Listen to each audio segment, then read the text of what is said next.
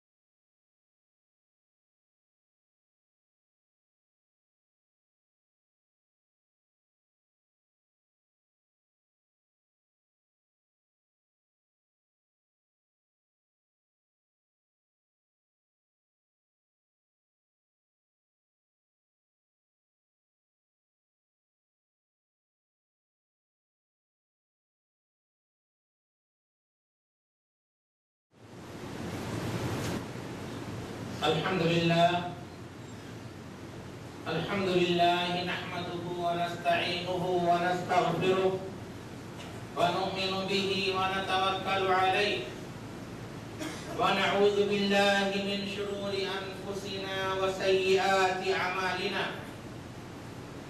من يهده الله فلا مضل له ومن يضلله فلا هادي له وأشهد أن لا إله إلا الله وحده لا شريك له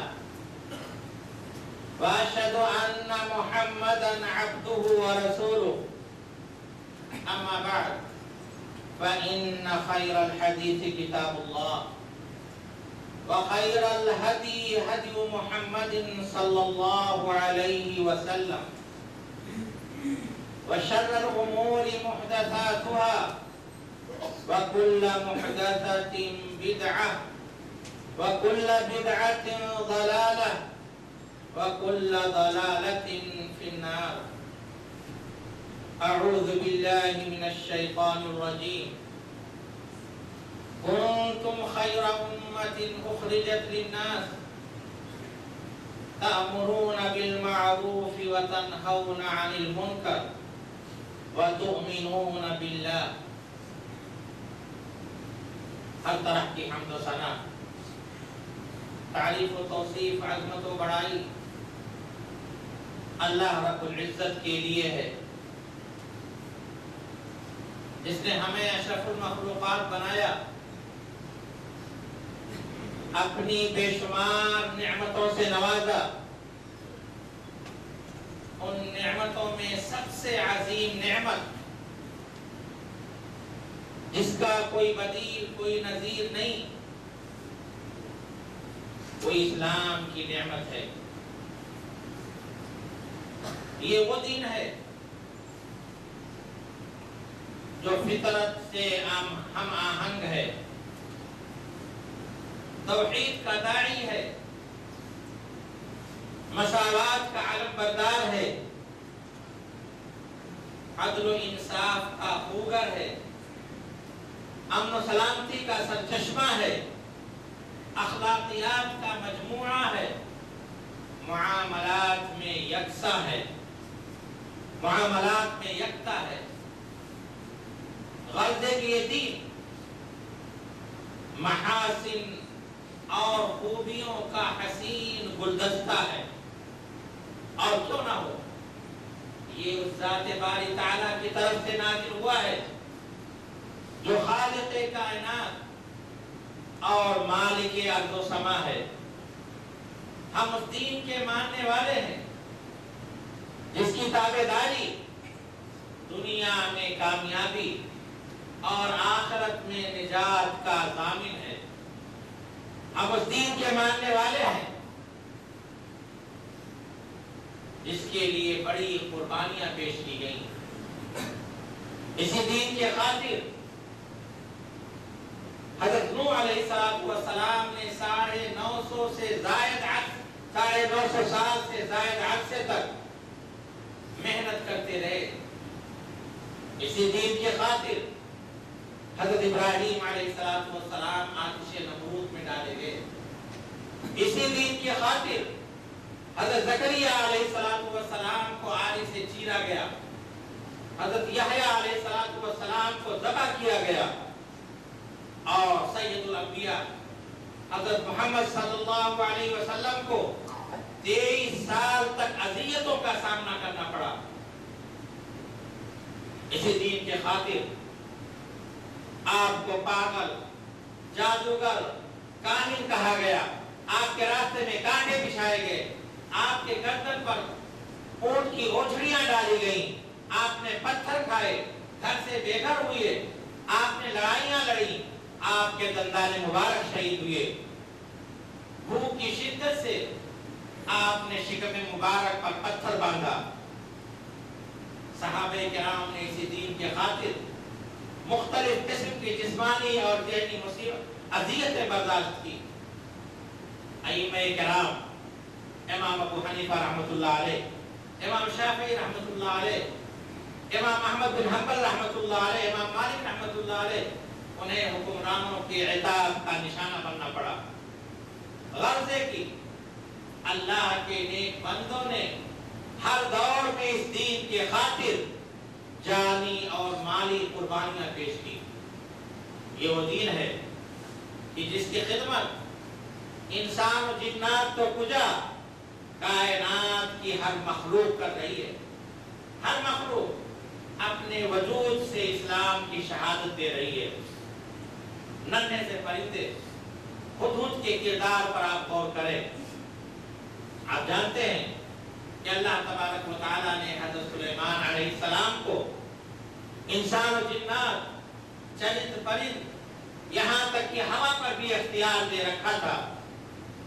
ایک دن اجازت کے بغیر ہدہد کہیں چلا گیا، زیادہ وقت نہیں گزری تھی کہ وہ واپس آ کر کے بڑے جذبات بھرے لہجے میں اپنی رپورٹ پیش کی کہ میں ملک سبا سے آ رہا ہوں، جہاں کی حکمراں ایک خاتون ہے، میں نے اسے اور اس کے قوم کو سورج کی پرستش کرتے ہوئے دیکھا ہے، شیطان نے انہیں گمراہ کر رکھا ہے، اللہ تبارک و تعالیٰ کی عبادت کو چھوڑ کر سورج پرستی میں لگا رکھا ہے۔ اور بالآخر حضرت سلیمان کا دعوتی مکتوب لے کر کے ملکہ سبا کے پاس گیا، جس کے نتیجے میں ملکہ سبا حضرت سلیمان علیہ السلام کے ساتھ ملاقات کرتی ہے اور پھر اپنے قوم کے ساتھ اسلام قبول کر لیتی ہے۔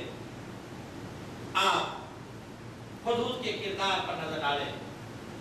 پرندہ ہوتے ہوئے اس کے اندر شرک کا منظر دیکھ کر کے دینی غیرت بیدار ہوتی ہے اور مشرک قوم کو توحید کی دعوت دینے، اللہ کا پیغام پہنچانے کے لیے بے قرار، بے چین اور پریشان ہو جاتا ہے۔ حالانکہ یہ پرندے کا کام نہیں ہے، یہ تو ہمارا اور آپ کا کام ہے، جس کی وجود کا مقصد ہی یہی ہے۔ ہمیں بہترین امت اسی لیے قرار دیا گیا ہے کہ ہم خیر کے داعی بنیں، اسلام کے سپاہی بنیں۔ اب ہم اپنے دل پر ہاتھ رکھ کر کے اپنے من سے پوچھیں کہ ہم نے اس دین کے لیے کیا کیا، اپنے روز و شب کی مصروفیت میں سے ہم نے اس دین کے لیے کتنا وقت نکالا، دنیا کے لیے جو ہماری پلانی منصوبہ بندی ہوتی ہے اس میں سے کتنا فیصد ہم نے دین کے لیے دیا ہے۔ حقیقت یہ ہے کہ ہم میں سے اکثریت صبح سے لے کر شام تک دنیاوی زندگی کے تقاضوں میں لگی رہتی ہے۔ دین کے لیے وقت نکالنے کے لیے کہا جائے تو اس کے لیے سینکڑوں بہانے کرتی ہے۔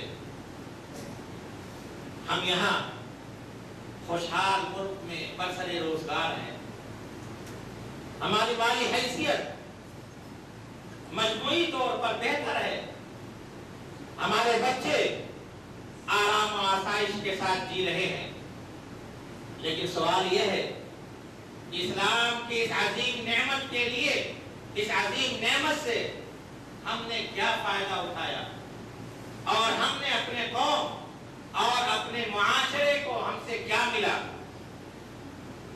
نہایت افسوس کے ساتھ کہنا پڑتا ہے کہ ہم میں سے اکثریت کا حال یہ ہے کہ صبح سویرے اٹھتے ہیں، ڈیوٹی پر جاتے ہیں، ڈیوٹی سے واپس آنے کے بعد ضروری تقاضے پورے کرتے ہیں اور پھر اس کے بعد دوستوں کے ساتھ بیٹھ کر گپ شپ میں ٹائم پاس کرتے ہیں یا ٹیلی ویژن کے اسکرین پر نشر ہونے والے پروگرام کو دیکھتے دیکھتے مہوے خواب ہو جاتے ہیں۔ یہی ہمارا روزانہ کا معمول ہے۔ 10 سال پہلے جو ہماری سوچ و فکر، جو دینی معلومات، جو دینی صلاحیت تھی، آج بھی جو کا تو ہے۔ ہمارے معمولات وہی ہیں، کوئی تبدیلی، کوئی بدلاؤ نہیں آیا۔ نہ تو ہم نے اپنی شخصیت سازی پر دھیان دیا اور نہ ہی ملت کے مفاد کو ہم نے سوچا۔ یہ ہمارے لیے معیوب بات ہے۔ مسلمان کی شان کے یہ خلاف ہے۔ مسلمان صرف اپنی ذات کے لیے نہیں پیدا کیا گیا، بلکہ ملت کے لیے، انسانیت کے لیے وجود میں لایا گیا۔ آج آپ دیکھتے ہیں کہ باطل کے علم باطل ادیان و مذاہب کے علم بردار کس قدر دین کی خدمت کر رہے ہیں، چست ہیں، سرگرم ہیں، اور ہم حق پر ہوتے ہوئے سست اور تن آسان بنے ہوئے ہیں۔ آج دشمن متحد ہو کر اسلام کے خلاف منظم پلاننگ کر رہا ہے اور ہم ہیں خواب خرگوش میں مبتلا ہیں، انتشار کا شکار ہیں، دوسروں کو مطرود کرنے، ان پر انگلیاں اٹھانے میں لگے ہوئے ہیں۔ قرآن و حدیث کو اپنا دستور حیات بنا کر ایک پلیٹ فارم پر کھڑے ہونے کے لیے ہم تیار نہیں۔ کل قیامت کے دن جب اللہ تبارک و تعالی ہم سے پوچھے گا ان لوگوں کے بارے میں جن تک دین کی دعوت نہیں پہنچی، تو ہم کیا جواب دیں گے؟ یا وہ لوگ ہماری گردن پکڑ کر کے اللہ کے دربار میں پیش کریں گے کہ الہ العالمین اس نے ہم تک دین کی دعوت نہیں پہنچائی، تو پھر سوچیں ہمارا کیا جواب ہوگا۔ ہم رسول اللہ صلی اللہ علیہ وسلم کے محبت کا دم بھرتے ہیں۔ ذرا غور کریں کہ اللہ کے رسول صلی اللہ علیہ وسلم کے سامنے ہم کون سا منہ لے کر کے جائیں گے جنہوں نے اپنی 23 سالہ زندگی دین کی دعوت کے لیے کھپا دی۔ میرے بھائیو، الحمدللہ اللہ تبارک و تعالی نے ہمیں انسانیت کے رہبر اور قائد بنا کر بھیجا گیا ہے۔ آج انسانیت پیاسی ہے، آب حیات کی متلاشی ہے، اور جام حیات پلانے والے نایاب نہیں تو کامیاب ضرور ہیں۔ نتیجہ ظاہر ہے کہ آج جام شیریں کے نام پر زہریلا شراب پلایا جا رہا ہے۔ عیسائیت اور قادیانیت کے فروغ دینے میں ہر ممکن وسائل استعمال کیے جا رہے ہیں۔ عیسائیت اور قادیانیت کے مبلغ دنیا کے کونے کونے میں پہنچ کر دین کے بازار میں اپنے کھوٹے سکوں کی نمائش اور تشہیر کر رہے ہیں۔ ان کے اہل ثروت، مالیاتی ادارے اس ارتدادی مہم پر اربوں ڈالر خرچ کر رہے ہیں۔ غور کریں، جب وہ باطل کے پرچار میں اپنا جان و مال کھپا رہے ہیں تو ایک مسلمان کے لیے حق کے فروغ کے لیے کس قدر جد و جہد، محنت، حوصلے، لگن کی ضرورت ہے، اس کا ہر شخص اندازہ کر سکتا ہے۔ اسلام کا ثبوت جہاں کہیں ہو، جس میدان میں ہو، اسے اسلام کا سچا نمائندہ بننا چاہیے۔ اپنے قول سے، اپنے عمل سے، اپنے کردار سے اسلام کی صحیح ترجمانی اور اسلام کی صحیح تصویر پیش کرنی چاہیے۔ میرے بھائیوں، یہاں کا ماحول دعوت کے لیے بہت سازگار، بہت ہموار اور بہت زرخیز ہے۔ یہاں مسلم اور غیر مسلم تارکین وطن کی خاصی تعداد موجود ہے۔ ہم یہاں ملازمت کے لیے ضرور آئے ہیں، لیکن ایک مسلمان جہاں کہیں بھی ہوتا ہے پہلے وہ مسلمان ہوتا ہے پھر ملازم ہوتا ہے۔ اسلام کی ترویج و اشاعت میں تارکین وطن کا نمایاں کردار رہا ہے۔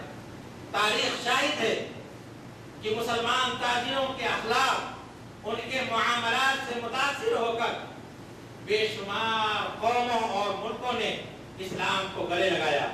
آج یورپی ممالک میں قبول اسلام کی شرح میں جو اضافہ ہو رہا ہے وہ یہی اس میں تارکین وطن کا بڑا دخل ہے۔ الحمدللہ ہم مسلمان ہیں۔ اسلام جیسے عظیم نعمت میں ہم پل رہے ہیں، اس نعمت کی قدر و قیمت کا صحیح اندازہ وہی شخص لگا سکتا ہے جو کچھ وقت کے لیے گمراہی کی تاریکی میں اپنا وقت بتایا ہو۔ آج انسانوں کی اکثریت اس عظیم نعمت سے محروم ہو کر خسارے کا سودا کر رہی ہے۔ ڈاکٹر ہیں، انجینئر ہیں، اعلیٰ عہدیداران ہیں، فلاسفر ہیں، ستاروں پر کمندیں ڈالنے والے، سورج اور چاند کے فاصلوں کو کم کرنے والے سائنسدان ہیں، لیکن اللہ تبارک و تعالیٰ کے معرفت سے کوسوں دور ہے، اس لیے کہ ان کی نشو و نما، ان کی پرورش غیر اسلامی ماحول میں ہوئی ہے۔ ایسے لوگوں کے لیے ہماری کیا ذمہ داری ہے؟ ان گمراہ لوگوں کے لیے، راستے سے بھٹکے ہوئے لوگوں کے لیے ہماری کیا ذمہ داری ہے؟ اس کا اندازہ ایک مثال سے کیجیے۔ ایک نابینا شخص راستہ چل رہا ہے، بیچ راستے میں گڑھا ہے جس میں اس کا گر جانا یقینی ہے، گر جانے کا قوی امکان ہے۔ ایک شیرخوار پر سامنے شعلے کی طرف بڑھ رہا ہے، اتفاق سے آپ وہاں موجود ہیں۔ آپ اپنے دل پر ہاتھ رکھ کے بتائیے کہ ان دونوں حالات میں آپ کا رد عمل کیا ہوگا؟ یہی نا کہ آپ جلدی سے بڑھ کر کے اس نابینا کا ہاتھ پکڑ کر کے اسے راستہ پار کرائیں گے اور بچے کو گود میں اٹھا لیں گے کہ مبادا وہ انگارے کو نہ پکڑ لے۔ تو جس طرح سے اس بچے اور نابینا آدمی کے لیے آپ کے دل میں محبت اور ہمدردی کے جذبات ہیں، بالکل یہی جذبات آپ کو گمراہ لوگوں کو دیکھ کر کے آپ کے دل میں پیدا ہونے چاہیے۔ ہمارے رسول صلی اللہ علیہ وسلم کو یہی فکر، یہی لگن بے قرار اور بے چین کیے رہتی تھی۔ اسی فکر کی وجہ سے، لوگوں کو راہ راست پر لانے کی وجہ سے، اللہ تبارک و تعالیٰ کا پیغام پہنچانے کے لیے آپ نے دن کا چین اور رات کی نیند کو خیرباد کہہ دیا تھا۔ اسی مقصد کے لیے آپ بازاروں، میلوں، منڈیوں اور حج کے مواسم میں اور ہر قسم کی بھیڑ کی جگہوں پر آپ گھومتے رہتے، چکر لگاتے رہتے تھے۔ اسی مقصد کے لیے آپ نے طائف کا سفر کیا، جہاں کے اوباشوں نے آپ کی بات سننے کے بجائے آپ پر پتھروں کی بارش کی، یہاں تک کہ آپ کے جسم سے خون نکل کر کے آپ کے جوتے میں جم گیا۔ اسی مقصد کے لیے رسول اللہ صلی اللہ علیہ وسلم نے حضرت مصعب بن عمیر کو مدینہ بھیجا۔ اسی مقصد کے لیے آپ نے مختلف بادشاہوں کے نام فرامین اور آپ نے سفرہ بھیجے، تاکہ دین سے، دین فطرت سے جو لوگ منحرف ہیں وہ دین فطرت کی طرف لوٹ آئیں، صراط مستقیم کو قبول کر لیں۔ یعنی رسول اللہ صلی اللہ علیہ وسلم جس طرح اسلام، مسلمانوں کی اصلاح کے ساتھ ساتھ اسلامی تعارف کا کام کر رہے تھے، بالکل یہی چیز، یہی ضرورت بھی اسی چیز کی ضرورت ہے۔ فرض کریں کہ آپ ڈاکٹر ہیں، آپ کے پاس دو قسم کے مریض پیش کیے جاتے ہیں، ایک کو معمولی بخار اور کھانسی کی شکایت ہے اور دوسرے کا گلا کٹا ہوا ہے، آپ بتائیں آپ کس کی طرف پہلے توجہ دیں گے؟ ضروری بات ہے کہ اسی شخص کی طرف کہ جس کا گلا کٹا ہوا ہے۔ اگر آپ یہ سمجھتے ہیں کہ مسلمانوں کو مکمل طور پر دیندار کر لیں گے اس کے بعد دوسروں کو اسلام کی دعوت دیں گے تو میرے بھائیوں یہ چیز کبھی نہیں ہو سکتی۔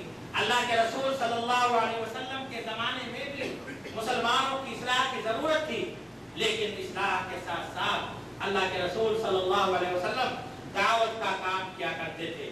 اس لیے جو اس بات کی دلیل ہے کہ اصلاح کے ساتھ ساتھ ہمیں بھی دوسروں تک کے غیر مسلموں تک کے اسلام کی دعوت پہنچانا ضروری ہے۔ شیخ نبیل عوضی یہ بہت معروف بہت مشہور مبلغ اور داعی ہیں، وہ ایک قصہ بیان کرتے ہیں۔ وہ کہتے ہیں کہ ایک دن میں اپنے آفس میں بیٹھا ہوا تھا، گرمی کا موسم تھا کہ اتنے میں ایک شخص اسلام قبول کرنے کے لیے آیا۔ اس کا حال بھی وہی تھا جیسے دوسروں کا حال ہوتا ہے جو اسلام کی سعادت حاصل کرتے ہیں۔ اسلام قبول کرنے کے بعد وہ پھوٹ پھوٹ کر کے رونے لگا۔ داعی نے اس سے پوچھا کیا یہ اس لیے ہے کہ آپ کو اسلام قبول کرنے کے بعد سکون مل رہا ہے؟ اس نے کہا نہیں، اس سے بھی بڑا معاملہ ہے، ہائے میرے والدین۔ اس نے پوچھا کہ تمہارے والدین کو کیا ہوا؟ تو اس نو مسلم نے کہا کہ میرے والدین اسلام قبول کرنے سے پہلے فوت ہو گئے۔ اللہ تبارک و تعالیٰ نے مجھ پر تو کرم کیا، مجھے گمراہی سے نکالا، لیکن میرے ماں باپ کا کیا حال ہوگا؟ اور پھر وہ روتے ہوئے ہم سے پوچھا کیا آپ بھی لوگ بتائیں کہ میرے ماں باپ تک کے دین کی دعوت نہیں پہنچی، اس کا کون ذمہ دار ہے؟ میں اپنے ماں باپ کے لیے کیا کر سکتا ہوں؟ یہ سن کر یہ کہہ کر کے وہ دھانے مار مار کر رونے لگا۔ میرے بھائیوں آج اربوں انسان اسلام سے دور ہے، خالق کائنات کو چھوڑ کر کے مختلف مخلوقات کی پرستش کر رہے ہیں۔ آج مسلمان دنیا کی آبادی کا چھٹا حصہ ہے، باقیہ 5 حصے اسلام سے کوسوں دور ہے۔ کوئی عیسیٰ علیہ السلام کی عبادت کر رہا ہے، کوئی مریم کی عبادت کر رہا ہے، کوئی گائے کی عبادت کر رہا ہے، کوئی پتھر کی عبادت کر رہا ہے۔ ان گمراہ لوگوں کے تئیں ہم نے کیا کیا؟ ہم نے اپنی ذمہ داری کہاں تک نبھائی؟ اللہ تبارک و تعالیٰ فرماتا ہے کنتم خیر امۃ اخرجت للناس تأمرون بالمعروف وتنہون عن المنکر وتؤمنون باللہ۔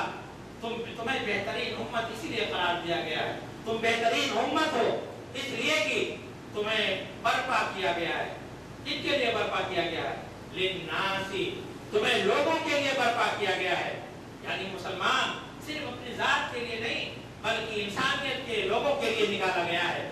اخرجت للناس تأمرون بالمعروف وتنہون عن المنکر، تم معروف کے نیکی کا حکم دیتے ہو اور برائیوں سے روکتے ہو اور اللہ تبارک و تعالیٰ پر ایمان رکھتے ہو۔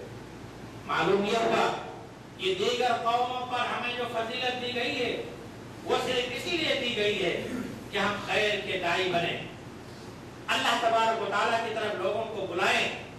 اس لیے ہمیں اپنے مقام اور اپنے مرتبے کی پہچان کرنی چاہیے، اس کی معرفت ہونی چاہیے۔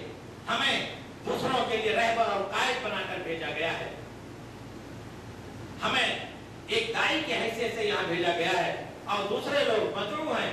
اللہ تبارک و تعالیٰ نے جس عظیم نعمت گراں قدر نعمت ہمیں عطا کی ہے اس نعمت تک، وہ نعمت دوسروں تک پہنچانے کی اللہ تبارک و تعالیٰ نے ہم پر ذمہ داری ڈالی ہے، اور جب تک کہ ہم اس ذمہ داری کو ادا نہیں کریں گے اللہ تبارک و تعالیٰ کے سامنے جواب دہی سے ہم چھٹکارا نہیں پا سکتے۔ ہم اسی وقت اللہ تبارک و تعالیٰ کے یہاں سرخرو ہوں گے جب اللہ تبارک و تعالیٰ نے ہمارے ذمے جو ذمہ داری لگائی ہے اس کو ہم پورا کریں گے۔ اللہ تبارک و تعالیٰ سے دعا ہے کہ اللہ تبارک و تعالیٰ ہمیں امر بالمعروف اور نہی عن المنکر اور اسلام کے تعارف، دوسروں تک اسلام پہنچانے، صراط مستقیم تک لوگوں کو لانے کا کام انجام دینے کی توفیق عطا فرمائے۔ اقول قولی ھذا واستغفر اللہ لی ولکم ولسائر المسلمین من کل ذنب فاستغفروہ انہ هو الغفور